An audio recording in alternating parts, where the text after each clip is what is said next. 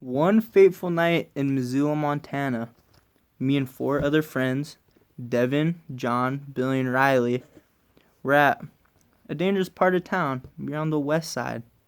Well, west side, west side lanes, but that shit gets pretty wild at 12 o'clock. Anyways, so we were just vibing. I don't think we actually bowled that night.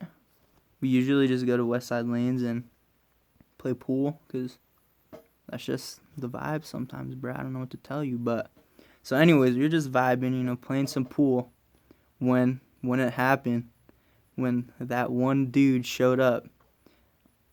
You're probably wondering who that dude is, and to be honest with you, I don't even know who that dude is.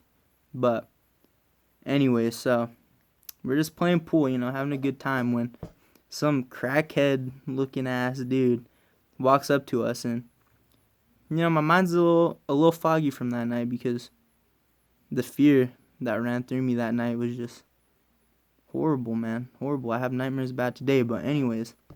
So some crackhead looking dude walks up to the table and he starts complimenting Devin's shoes, talking about how nice they are.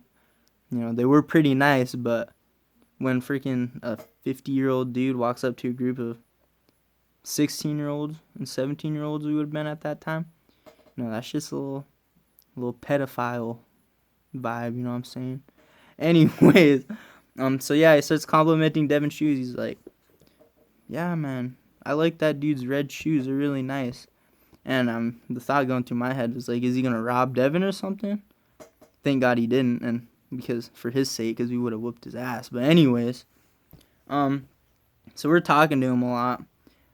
We weren't too weirded out at first. We just thought it was a funny situation because, we've talked to crackheads before. I mean, we live in Arlington, Montana, so it's not like we haven't dealt with that. But so we're just talking to him, and at one point, I don't know why the hell he did it, but he whipped out his harmonica, dude, and just started jamming. And I'll give him credit. He was kind of killing it, dude. He's really good at the harmonica. But I've seen a lot of videos about crackheads doing cool shit with music and stuff. So that's no surprise. I think crack makes you better at music or something. But so he's just playing his harmonica. He's really John has a video of it if you want him to send it to you. But he was getting real close to our faces. I was standing right by John, and he started playing the harmonica right up next to us. And you could see everyone else in the bowling alley judging him, and so were we. I was a little weirded out at that point because I was like, this dude's getting real close, man. So I moved to the other side of the pool table, and John whipped out his phone and started recording the dude playing the harmonica. So if you look at the video, it looks kind of like this. He's all close. And so yeah, he's just killing that, and we were vibing to it, having a good time. And then he stopped, and so we tried to start playing pool again after we finished doing that. But he just hung around, man. We thought he'd leave, and we were just playing pool. And then at one point he was telling us that if one of us would hit the 8-ball into whatever pocket he called, do some kind of trick shot, he'd give us $1,000 or something. And obviously he was full of shit, bro. That guy didn't have $1,000 because he probably spent it all on crack or something. No offense, but so no one really wanted to do it, obviously, because that guy's weird as heck. But I think I ended up trying to do the shot just because I thought we could get the dude to leave, and I missed, obviously, but it don't matter because he wouldn't have give us some money anyway. And then we kept talking a little bit, and then eventually, to no surprise, he started talking about drugs with us. And he said that he was high. Obviously, he didn't have to tell us that, but he told us he had a roach in his pocket. And we were like, okay, that's cool, good for you. And then he pulled out a little roach, a little spent joint, and just threw it on the table. And we're like, oh, okay, this is getting a little sketch now.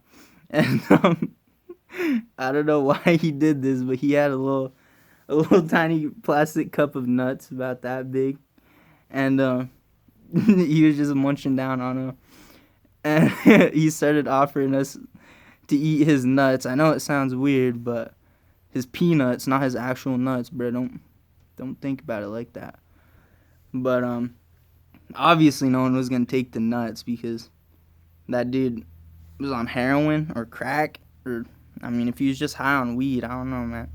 But so no one took his nuts, peanuts, and yeah, he kind of finally left after that. We saw him talking to other people in Westside lanes, playing the harmonica for them, and it kind of made me feel a little bad because I thought we were special, but guess not.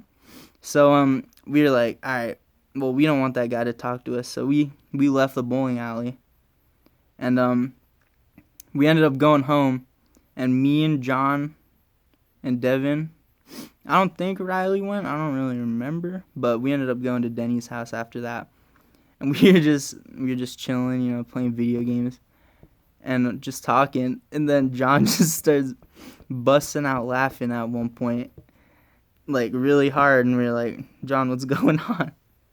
And then he showed us his phone, and I don't know what made him want to check the news at that time, but we looked on the Missoulian, and then it said there's a dude that burnt down a house, and the picture of the mugshot was the dude that we saw at the bowling alley.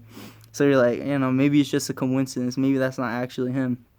So we looked up the address where the house got burned down, and it was right next to not right next, obviously, but it was very close to the bowling alley. And it happened at about 12 o'clock, and we left a little before that. So the timing matches up perfectly with when we left. So the crackhead that we were talking to at the bowling alley later burned down a house. And, you know, I don't know if that was his plan from the start, or if somehow us not making the shot with the 8-ball made him want to burn down a house. And if that's what happened, you know, if you're watching this, I'm sorry. But so, yeah, you know, that just taught me that, you know, everyone knows that you shouldn't talk to strangers, but that made me realize that you shouldn't talk to crackheads because they might go burn down a house because you're talking to them. Thank you.